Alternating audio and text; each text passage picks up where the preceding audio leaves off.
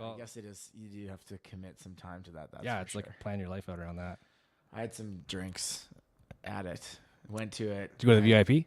No, I just brought my own. Nah, boy. Yeah, nice. Good. It was more one of those. Yeah, we're sponsored by Cineplex, by the way, but not anymore. Yeah, perfect. Cool. All right, so welcome everybody back to the Trice Life. In house today, we have Rylan and Brad from the Pistolwhips. Hey. We were kind of hoping the other two would show up, but that's okay. You don't want to hear from Leah. No. You don't want to hear what that guy has to say. He's got cobwebs in his skull. You don't want to clear those out. That's awesome. We'll give a big shout out to, we just found out we have 2 subscribers from Australia. Oh, right. So hi to those 2 people in Australia. We appreciate you. From down under. From down What's under. happening? So today we're going to talk about all things music and let's just start kind of how the Pistolwhips kind of came to be. How did this rock band become how huge and awesome they are now? Yeah, I mean, I don't know how detailed are we getting. As much as you want, man. As much so as I was 6 years old. I picked up my first guitar. Yeah. So all started in 1984. Yeah.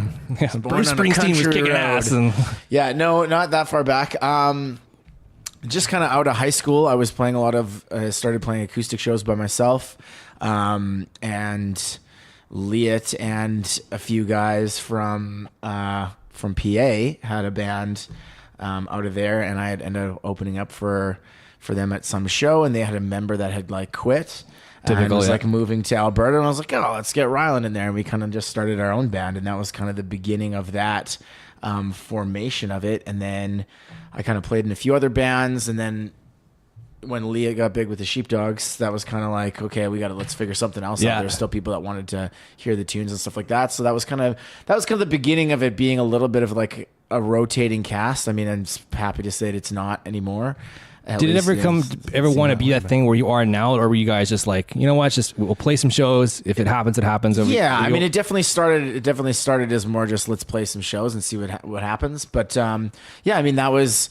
We had another guitar player come in, and that's kind of when we started, taking it seriously, trying to write grants and trying to like get into, trying to figure out how the music industry works and that kind of stuff. And that was when we kind of started, applying for festivals and Canadian Music Week and doing that thing. So that was probably like 6 years ago or so.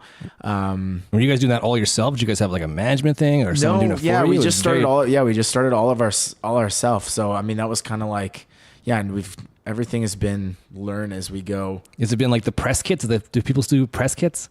We started off with the press kit. I don't think that's as much of a thing now because, you just have like a Google Drive, like a Dropbox folder. Use mailboxes. Yeah, like you can just send a link with that stuff in it. So yeah, I remember like we went to like Staples and got all the folders, and you make the pretty labels and you put your picture in there. An actual press kit is even just before our time because it was all about the EPK. You got to have an EPK, boys. If you want to take this music business seriously, you got to make sure you got an EPK. And you're like, yeah, no problem. So, yeah, Google, what's an EPK? 100%. I fully Googled. Yeah. Like, how do you make a good EPK? That was like what the hell is an EPK? Yeah. So I mean, that was just kind of the beginning of us taking it seriously, and we.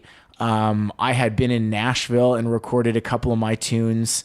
That just kind of like never really got finished. Maybe one of these days I'll finish that album, but it's has Chinese Democracy. It's got a couple of songs that what we did was a couple of the tunes that we were already playing as the Pistolwhips, I guess at that time. It was just kind of like I transitioned a few of those and we just re-recorded them. So that's the first Pistolwhips EP, and that was like 2012. So yeah, that's already 7 years ago now. That's insane. I was like 5, 6. I don't know. I can't count apparently. So in that situation where you guys are like, okay, we want to get like festivals, we want to do this, we want to do that kind of thing. Is that something you guys can do on your own for other bands wanting to do this, or do you need? At this point, yeah, like there was a small window of time when like Sonic Bids was a deal that you could jump into Sonic Bids, and then that was like every festival was like, oh, this is like the future. You can pop in some like get your EPK in Sonic Bids, and then you could apply to festivals. That's kind of gone away a little bit now. It's definitely easier to have a booking agent kind of do that stuff for you, but at the same time, it's just a matter of if you got good music and you got something recorded and you're ready to take it seriously. I don't think it's that hard to find somebody who's willing to kind of be a booking agent for it. And then in Saskatoon's, obviously not the biggest place in the world kind of thing. Have you found it harder to kind of take that next step, if you will, like to do the tours, to do the... Yeah, I mean, at this point now, I feel like it's kind of at a place that's okay. I think getting off the ground from Saskatoon was a lot of a bit of a struggle because you're just so far, like literally us going to Toronto to see Canadian Music Week was like, that was the thing that we were trying to do out there. That's when we got Paquin, our booking agent, to come check us out, and they, eventually kind of started booking us some shows and that kind of thing. So I'm pretty sure it's what, a 20-hour flight to Toronto? Feels like it sometimes. Yeah. It's pretty ridiculous. Well, if you're from Saskatoon, you got to fly to Calgary first, crazy, to fly right? to Winnipeg. Yeah, seems to fly to Toronto. Well, especially when you're like a brand new band and you're getting the cheapest flight you possibly can. Yeah, you fly an hour the wrong direction. What the hell? And then have a 6-hour layover. In Winnipeg, and then get to Toronto. But I mean, it's definitely, that's like where our team is. So I think it's still kind of like that a little bit. Being from the prairies is a little bit of a tough thing off the go, but now there's a lot more kind of going on. Like I think with Sask Music and Creative Sask kind of really coming together. I think a lot of the Creative BC and whatever, I think in Alberta Music, and it's like they've now kind of come together to just to kind of share a bit of the load and getting people's, recognition and getting their name out there and getting, their artists to events like, North by Northeast and Canadian Music Week and stuff. So that was that was a kickoff for us, was kind of doing that. But I mean, it's still a slow climb. Yeah. And I think we're still on that slow climb right now. I mean, that's been my impression of a lot of bands.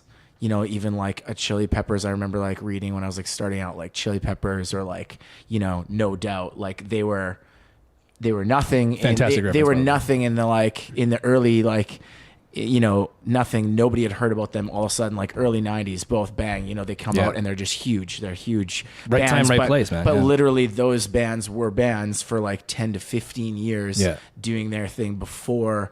I mean, the Chili Peppers, what was their name before? Do you guys even remember? No, do you have it was something messed up. No, well, we got to get on a quick really, Google. really, it's really worth. long. Well, that's a good thing. It's a good piece of trivia. The good thing to mention though about the whole thing where you see a band come out and like, oh, here's the new album from so and so. Oh, they must have been working for what, 6 months? Yeah, it's like no, it's like they're 10 like a brand years. new Yeah, band. exactly.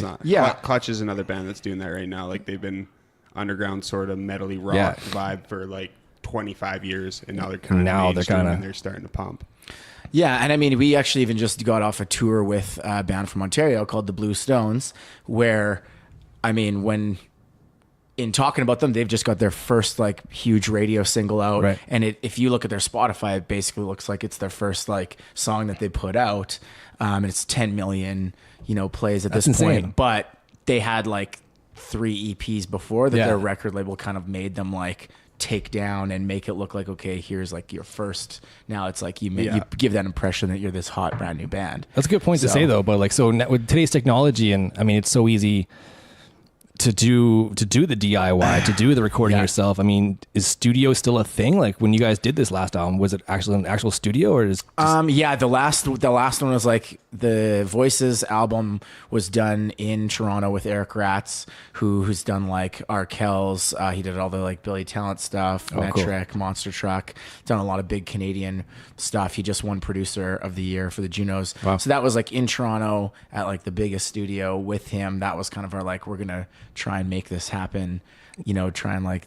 And have you done it before without that? Like just in some dude's basement? We did everything ourselves before that. So the EP was at my buddy Josh's house. Yeah. Josh Palmer, who you would know.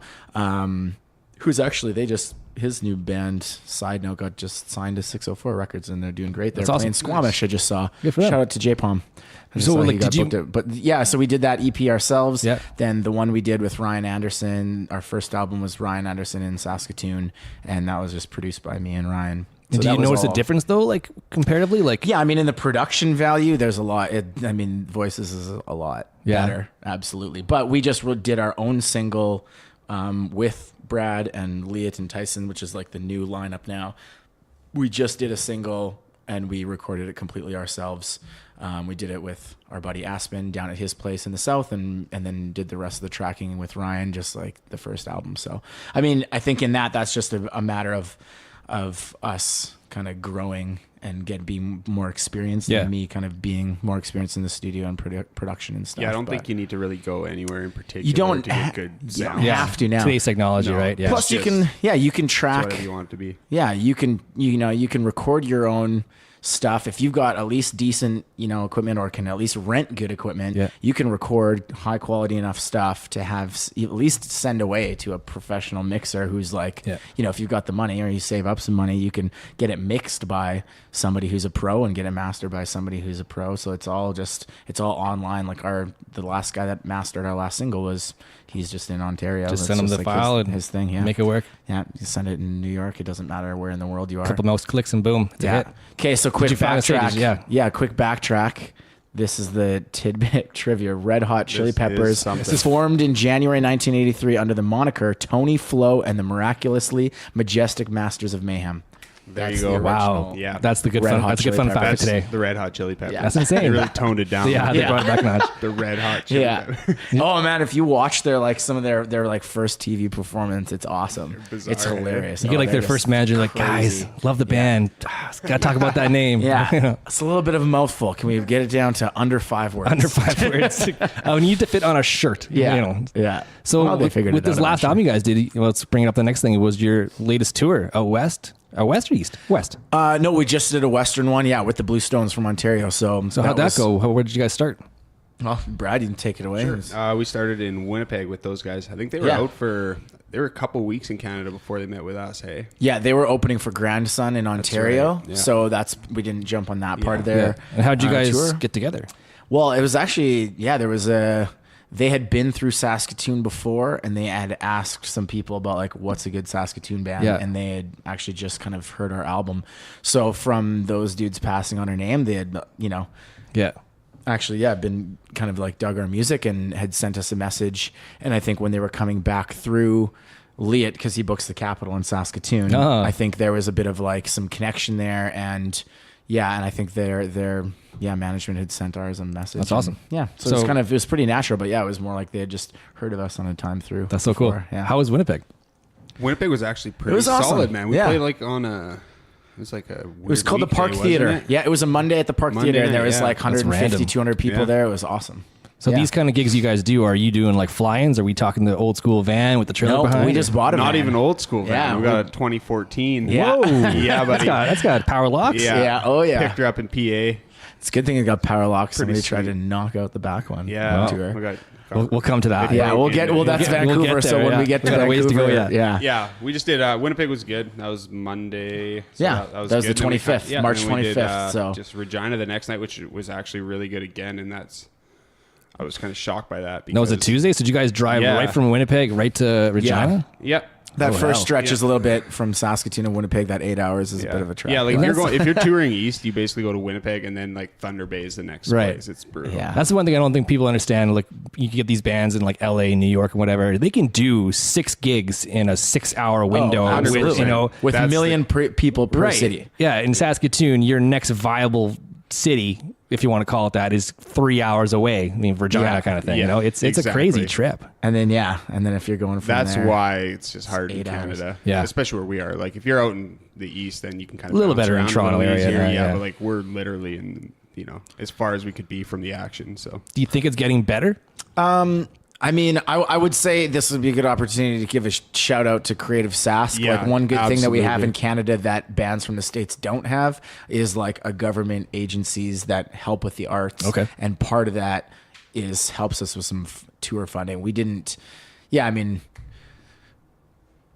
for the last few tours we've had, this one we didn't. I don't think we got like an actual tour grant for this one, but it'd be nearly impossible to do what we're doing without. Support. That's one thing in Canada that we've got is there's a little bit of leeway. It's not much, and they all cover like really only about half, and whatever. Gas, but it's still literally covering half your cost. But it all helps. Cut it down. Yeah. Same with like merch and stuff. It shows you like people are like, oh, it's just shirts and stuff. But it's like, well, that's how we get to the next show. Please buy those shirts. Yeah. So where'd you guys play in Regina?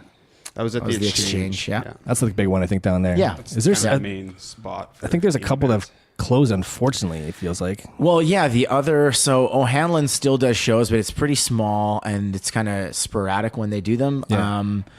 What else do they have in Regina? I know, like, It was McNally's, and now and then it was called Revival, and that's the one that just actually closed. Do you guys look for certain sizes? Like we'd only do the show if it can hold this many people, or are you kind of yeah, I mean, it depends on the city, and if we know, like, yeah, you try and gauge to see, like, you know, we've got this amount of fans in this city, so we're gonna try and cater to that. You got to look at it oppositely too. Like, you don't want too big of a place, right? Yeah, you know, you're not like, oh, hopefully it's big enough for our fans. It's more like we don't want a 600 person spot and then bring 200 people to it. Yeah, you'd rather have 200 people at a sold out show than 300 people at a 600 person venue. Absolutely. That makes it's going sense. to look a little cooler and feel a lot. The energy is going to be a lot more fun. So when you guys do these shows, are you driving like that night? We're back on the road kind of thing. Or are you guys staying the night? Or yeah, usually we stayed the night, but in Regina, in Regina it wasn't like too bad. So that night we drove home so we could sleep in our own bed for we one night. We had Saskatoon the next day, so it made sense to just kind of get home and then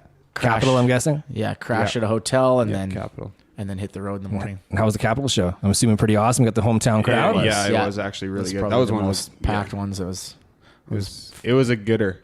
Are you guys bringing all your own gear on this stuff too, or not like front house sound? You mean? No, like your drum kits, guitar amps, all that fun stuff, or you don't need backline provided kind of thing. I'm dealing with Jazz Fest right now, so my brain's wrapping around. No, if we do festivals and one-offs, like for instance, we just played in Lake Louise for their big like year-end kind of festival thing, their big after party.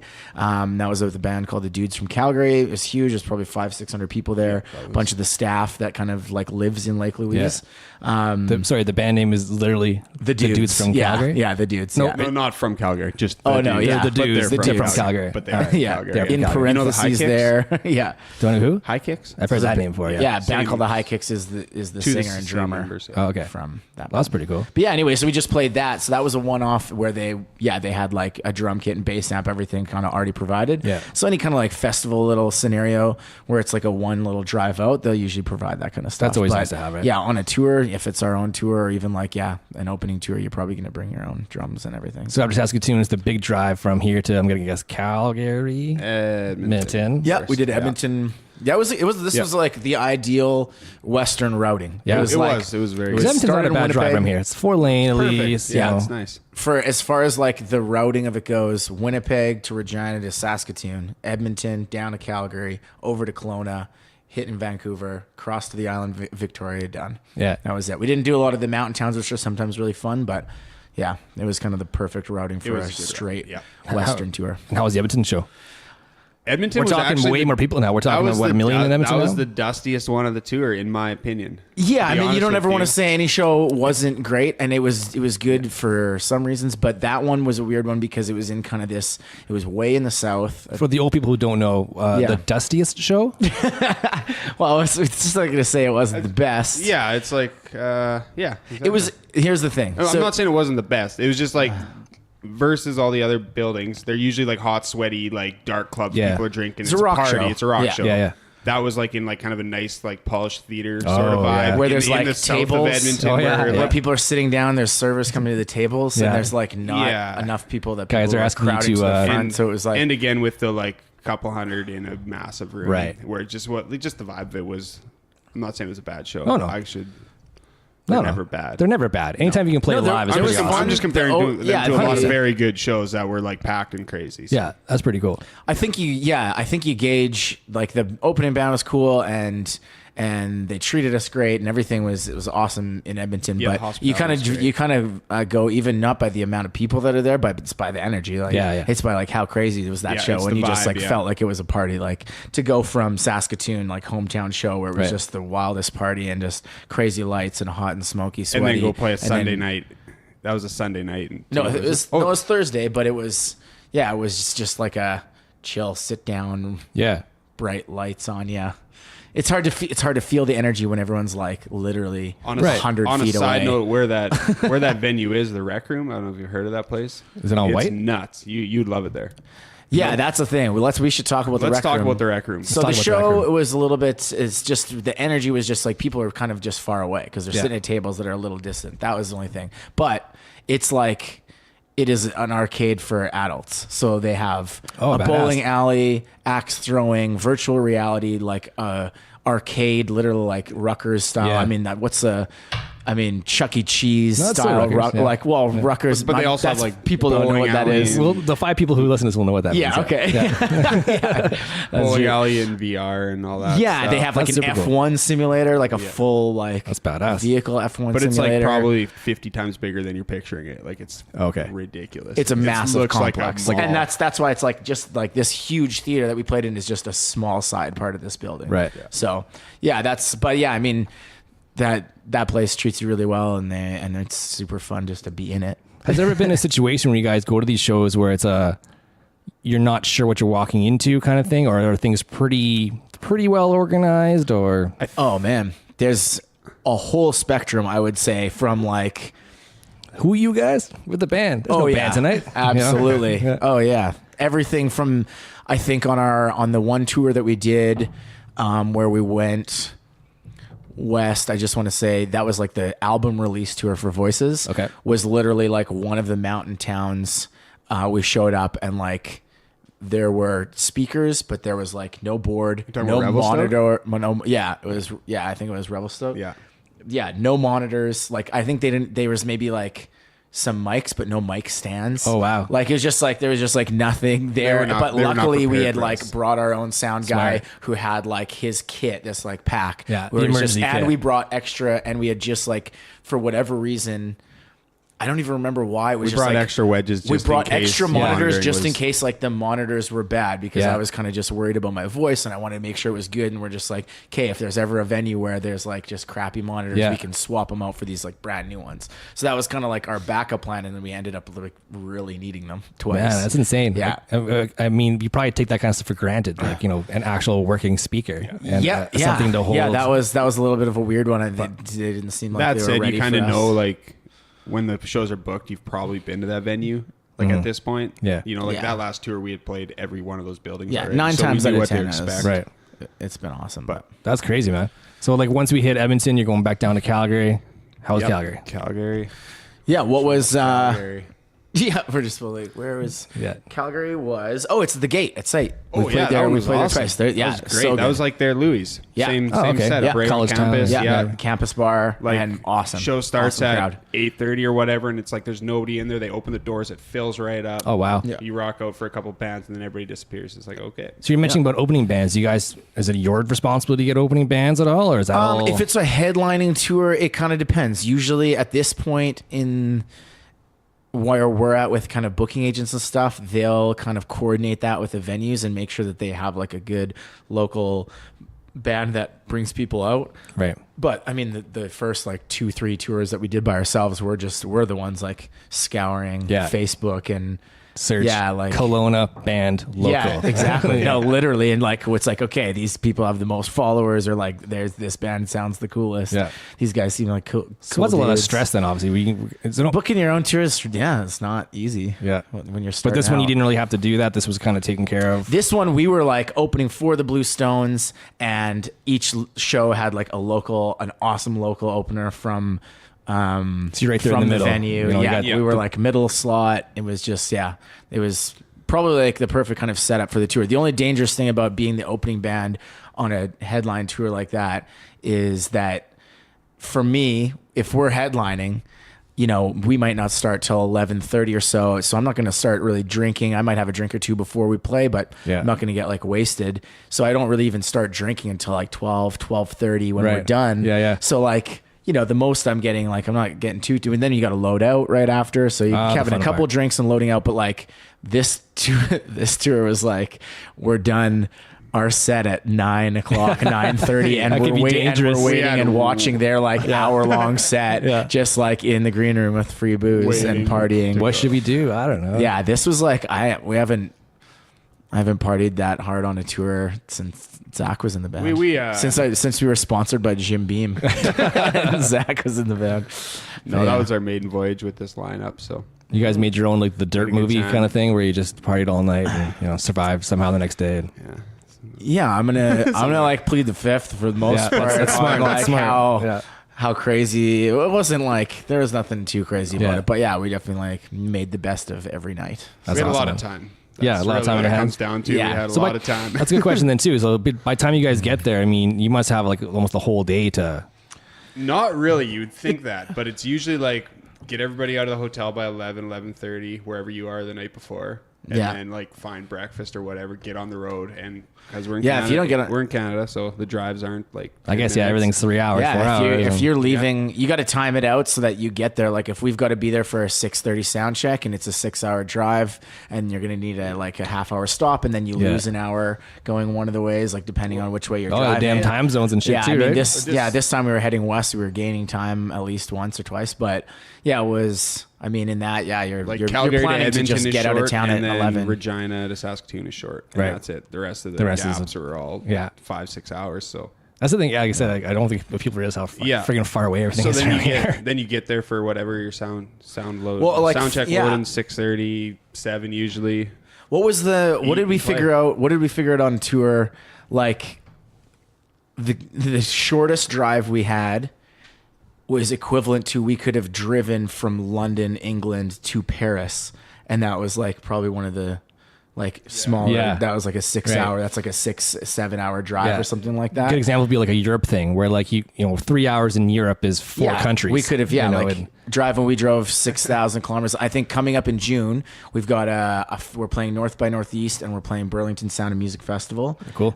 With Grandson in Colorado. So we're stoked for that, but and we're probably going to play a show or two on the way there and a show on the way back just to kind of cover gas money. But that's literally going to be, that's 6,000 kilometers. That's insane, man. There, for a couple shows.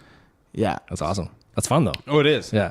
But it's just the traveling is insane. How does it get to, like, when it comes to, like, your guys' sets and stuff? Like, are you guys, like, pretty strict on, like, hey, we got to do song one's got to fall into song two, or do you guys just wing it and see what happens kind of thing? We switch it up depending on what we have to do. Like, the opening set's like a 40-minute set, so it's kind of like hit them with all the bangers and rock and roll. But like if you have like an hour, 10-minute instrumentals, 15-minute or something like that, you get into those, and you got to kind of map it out a little better because you don't want to. So it needs 15-minute drum solo in there somewhere. Yeah, try to put a solo every couple songs. Yeah, just to make sure. Just keep hitting the cymbals. And you've heard my drum solos. Oh yeah, they're great. They're really good. Yeah, they're awesome. Yeah, you never know if I to think go my over longest ones is like probably about 20 seconds. Yeah. One time. That was back in the 90s though when I was young. Boom. Yeah, it has some energy. Yeah. Yeah, I think right now we're just kind of in the middle of transitioning to like some new material too. Yeah. So we're not really we're just kind of like we're trying to get a feel for the new tunes and. Are you using these as the tryout shows? Are you finding? Yeah, kind of. Yeah. Like they've been going really well over the last. We've probably been playing 3 or 4 new ones over the last 6 months. They are going 8 well. months and play that song. Really and everyone's not even paying attention. Like, well, let's cut that one. Yeah. Some of the there's a couple of it even.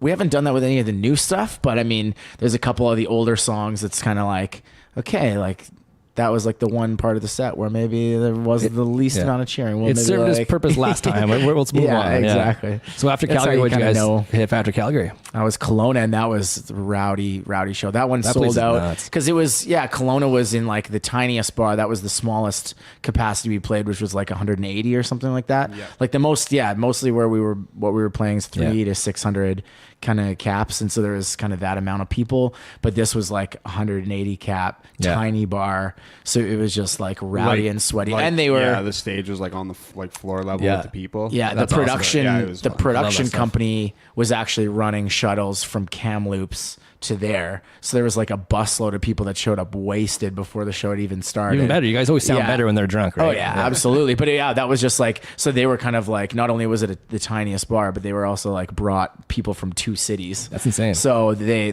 kind of, that one sold out like well in advance, and that was rowdy. That was the only one I crowd surfed. Yeah. That was the only crowd surfing. Pretty epic photo of that one, I think. Yeah. You got a photo of that one? Him and Leah went up and jammed with the Blue Stones. Okay. They did Satisfaction by the Rolling Stones. Yeah. And Leah soloed and he sang, and I basically yelled backups behind his head and then just jumped in the crowd. Yeah. I can't.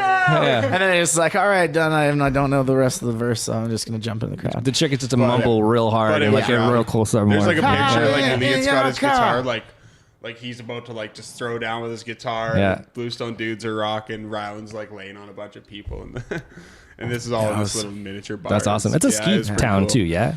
Well, there's Big White and Silver Star up at Kelowna, but But it's not like Lake Louise style. No. You're in the middle of the Rockies. Like it's more rolling hills and. But it is nice. That's to more of a go wakeboarding town. That's a wakeboarding and EDM beach town. Golf. That's heavy golf. Lots of beats being dropped down there. Yeah, we for that beat to drop. But we had one day off, and it was in Kelowna. So we played there the Saturday night. We had the Sunday off. That was the only day off on the tour. Nice. And a bunch of the boys from Martinsville moved out there right after high school. So So you got to hang with those boys. Caught up with all them and had a good day. Yeah. That's awesome. No, there's nothing better than being in the mountains on a day off, man. Yeah, That was ideal. Yeah, it was a good time. So after Kelowna, I was Vancouver. Now you're going from like a small little thing to like the massive. City that is and that Vancouver. was like there was like 200 plus people there. That was awesome at the Fox Cabaret. That was our first time playing there, and it's such a cool bar. I've never been to Vancouver. It feels overwhelming. It's pretty chill though. It's like I want to say that the people are laid back. Yeah, it's a good way to say. West, but they're in the West. Not as laid back as Victoria. Victoria is the most chill. Yeah. That's like it was so chill that there's like people stayed home on a Tuesday. No, it was Victoria's the most chill. I find Victoria to be very similar to Saskatoon. It's kind of like a smaller city. Yeah, everyone's really cool and friendly. So what is it in Vancouver that we had your unfortunate van incident? Yeah, well, Quick styles too. It's just like. Luckily, we had already unloaded all of our gear, and all we had done is moved our van from the back alley into this parking lot that was right near the venue.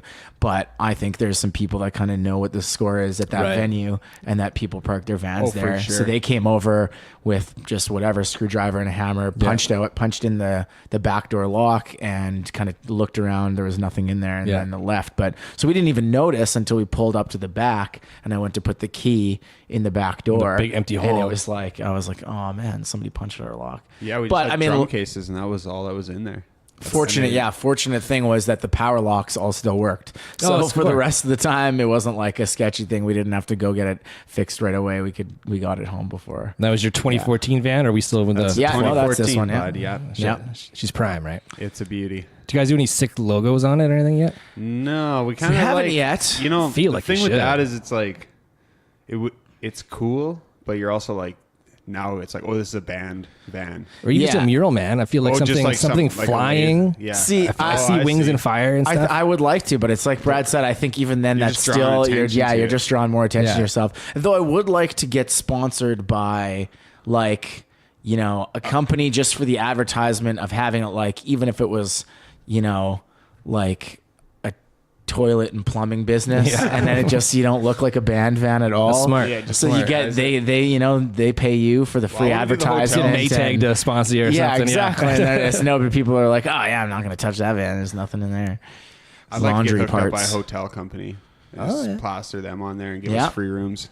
Free suites, man. But nobody. Hey, Holiday Inn if you're listening. Hook up? That's right. Marriott. We'll take Delta as well. Travelodge. They got water slides. Now, what hotel you guys are gives all a band free rooms? Like they probably don't do that. So this tour they might give us a staff discount though. There was a here, come party in our hotel. Sure. There was a hotel that was like, they're like, what are you in town for? Blah blah blah. And they're like, you're a band. Well, we can give you the entertainers rate, and they gave us like 25% off the room. That's awesome. And we were like, what should we have been asking this the whole time? We're like booking hotels. Yeah, things you learned on the tour. Always ask for the entertainment pricing. Hey, I did not know that was the thing until this tour. And how many tours have we been on? I've always tried to get like a CAA discount or trying to get whatever you can to keep the costs down for tour. But I had no idea that there were entertainers rates. So this tour, like you mentioned, was for that album Voices? No, this last tour was just with the Blue Stones. So we had just kind of put out a new song kind of we put the single out on Spotify in November. Yeah, but we didn't really start pushing it to radio, so it's been playing now kind of in radio the last couple. And this was weeks, Pocket Full of Sun. Pocket Full of Sun, not to be confused with Pocket Full of Sunshine. Right, Natasha Bedingfield. Yes, yeah. Pocket full of sunshine. No, it's not that. Yeah, so don't get those two confused. No, my main question was drugs. Pocket full of drugs. No, might as well be called it something. Right, else. smart. Well, yeah, that's good. Are the days of the albums long and gone? You think? You could make a case for it. I would say we've talked about it a lot lately. Actually, like what is the smartest angle to go at it now? Because like, you almost feel like you're wasting material on an album because people don't even listen to. And I do love an album though. Like when a band comes out, I like if there's only 4 songs, you kind of like it's not enough to like keep going back to it. Yeah, I find you will need at least like 7 to 9 songs to want to like kind of keep going and to play a whole album and just press shuffle on an album or just start to finish an album. I still like that, though. I think that a lot of people do a lot of different strategies of releasing all of like a bunch of songs individually and then at the end of the year collect them all together and call it an album, or do a couple songs here, a couple songs there, and then add like 6 more and call that an album. Like I miss the days of that too. Listening through the album like front to back. Like one of my biggest ones was Weezer, the Blue Album. Like I think I've bought that like 5 times. Like I've worn it out. Like, but you have to listen to the whole album because 1 leads to 2, which leads to 3. Like it's, I miss those days. I think of like where bands would, where they would blend songs. You would have 16 tracks of empty space, so that 23 could be your secret song. Yeah, and you'd have to like or like 5 minutes of silence at the end of the last song, and then be like 1 minute. We would just in Tickle Trunk, we'd just write on the back that there's a secret song. Just wait around, everybody. That's right. Yeah, don't give it away. Yeah. Heads up, boys. Yeah, wait. Yeah, but like I even miss the days of like the liner note parts. Like for me, when I was growing up, like my big stuff was like punk rock stuff. So I'd get like the new Gob album, How Far Shall It Takes You, and the first thing I would do is look at their thank yous and be like, okay, there's 7 bands I've never heard of before. Let's go find out those. Before the internet, so you had to go to the actual store or talk to people and sort of thing. And I kind of miss those days too of like... I think that there's different ways that people can ingest, like that can still have that kind of connection to an album. I mean, I think there's some people come out with... I mean, if you've got the money to do it, like Beyonce or Frank Ocean, you can make a mini movie out of your album, and it's like each song is this little story or like a visual aspect, and you can kind of have that. If you don't have like the money and production value to do that, I mean, there's still, I think you can have a lot of bands have like their artwork and their lyrics on their website and different places that you can go and like kind of dig in and find it. Or if you buy the album, you get a code for the website that gets you secret kind of like, pictures and other things that nobody else gets, behind the scenes stuff. So I think there is a way to kind of create that. And I think that even with the resurgence of vinyl, people will listen to, now you can kind of like listen to albums. And if you love an album, then you'd be like, okay, I'm going to order that on vinyl. I'm going to pay $40. I'm going to like order. I'm going to like, I already love this album, rather than being like going to a store and being like, $40 for a vinyl from my favorite band, so I'm just gonna buy it because I assume it's gonna be good. Now you can like listen to an album a bunch, and when you really love it, you can shell out for more stuff. So like you mentioned about like getting all the hits on Spotify and stuff, and how good you did on that. And I think there is the good thing that is Spotify that is doing. People are listening to music again and listening to new artists and that again. Like we all remember the dark ages of like Napster and LimeWire, when there was all that crap going on, and everyone was getting mad. People weren't making money, and I mean, these guys at least are trying to get the name on. Then I think nowadays it's switched to maybe the money part of it is more in the tours. I think. That's I mean, I think nowadays you're not going to make a ton of money from streaming unless you're one of the top artists with tens of millions of plays per song.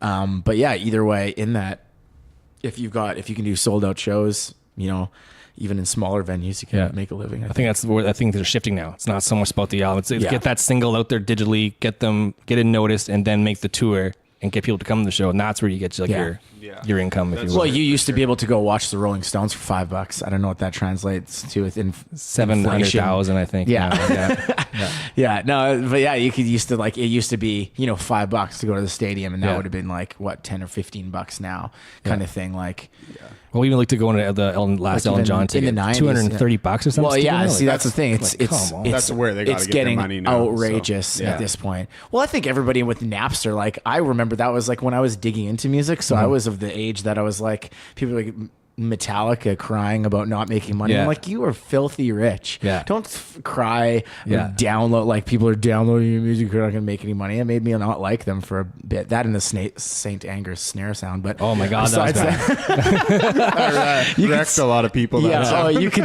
We could do a whole other episode just about that shitty snare. How did you all agree on that? How did you get through? If you have a favorite song, anyone listening, go to YouTube and type in that song and then go plus St. Anger snare sound, and there's your favorite song has been ruined by that snare. It's the best. Like it's like a continuity error, like in movies sort of thing. How does somebody not notice this? You know, like it's that I think bad. he was going for something trashy and different, and it just stood out as, and the song wasn't that great to start with. What was the other tune that has that crazy Oh, snare? it's Wheatus, man. Wheatus. Teenage Dirtbag.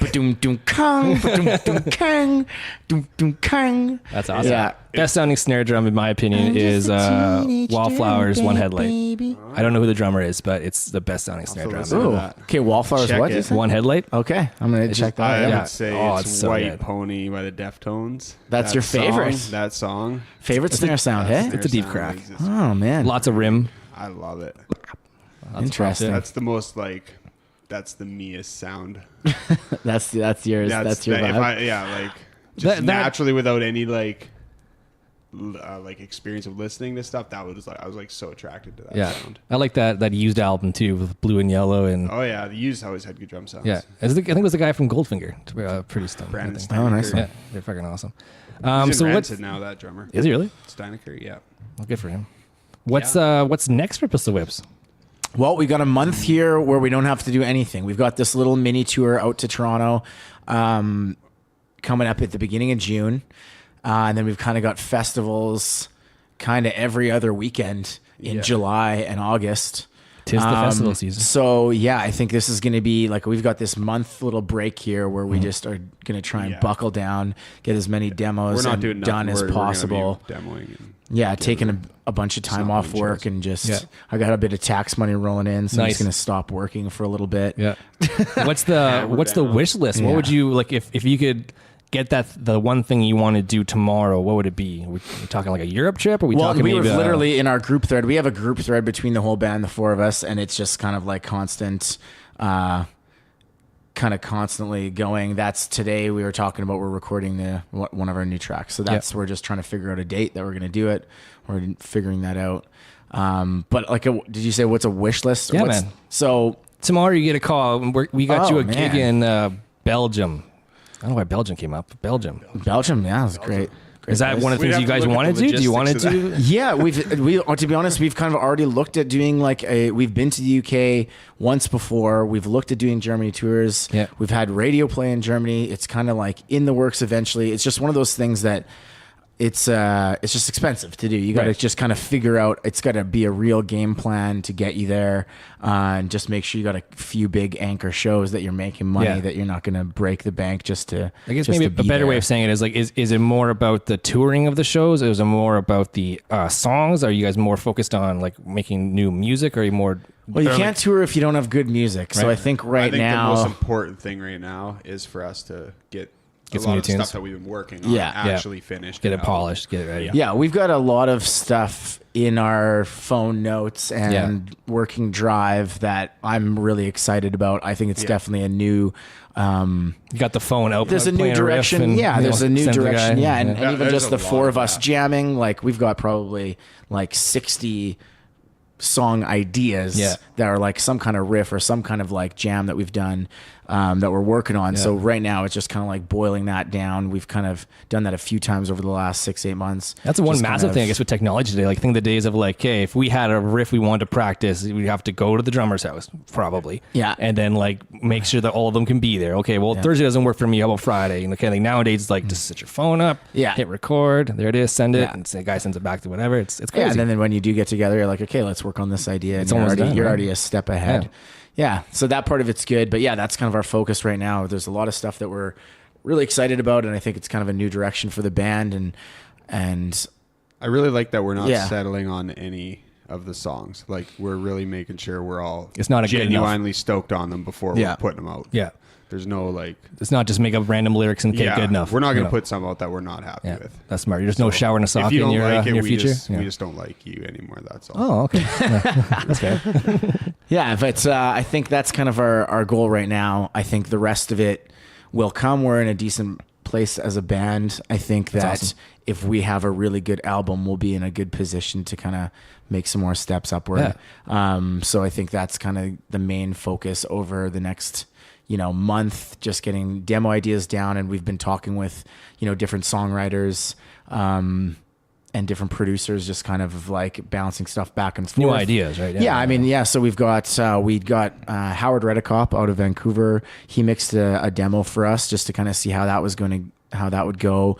He's the guy who does all the West Coast stuff. So like New Pornographers, all Tegan and Sarah, he did Mother, all their early albums. Oh, wow. So Oh My Heart, which is like one of my favorite albums so that cool, he did. man. He did that album. So good. yeah, Oh My like, Heart. Oh Man, and Hayloft. But yeah, I think so. Like we were kind of talking to him, and we've been in talks with. We played a show the last time we were at Burlington Sound of Music Festival in Ontario. We played with the Mounties, and Mother was that same day.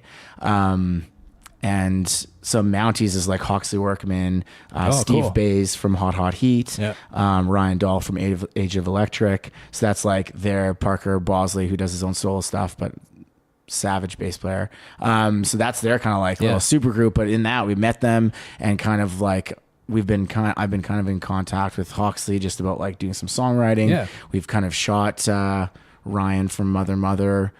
Some like kind of back and forth correspondence to see if we can kind of get some like feedback and tracks. So that's kind of like exciting. So I think we're in a position to like really do something awesome. And yeah, I think everything's still kind of in the works, but the main focus is going to be making some good tunes. It's shaping badass. up. It's shaping up good. Well, that's why I kind of want to talk to you guys, because it feels like the name is getting more and more out there. Like even just from, talking to Joe Blows who don't know anything about music or whatever, they know of. Hey, you heard of that band, the Whips? What are they called? Pistolwhips. Yeah, I heard of those guys. So it's going great for you guys. I'm stoked that things are getting good and better, and you have a plan. It's awesome. Oh yeah, is that the Piss or Dicks? Yeah, that's awesome. Well, that'll be the title of your next album. Yeah. Okay. Yeah. So, well, thank you guys so much for being on here. Hope this helps everybody out. Find out about this cool band, the Pistolwhips. You guys are on Spotify or on Spotify, Apple Music, kind of wherever you can find music, we'll be there. Yeah, so. YouTube website. I mean, our website's just www.thepistolwhips.com. Badass. So check it out, and then there should be links to everything on there. Yeah, Instagram, Facebook, all that. that. Facebook, we got it all. That's awesome. Come find us. Well, thank you guys for doing this again. Thanks for having us, man. Rylan, Appreciate it. We'll see you guys next time. Yeah, see ya. Awesome.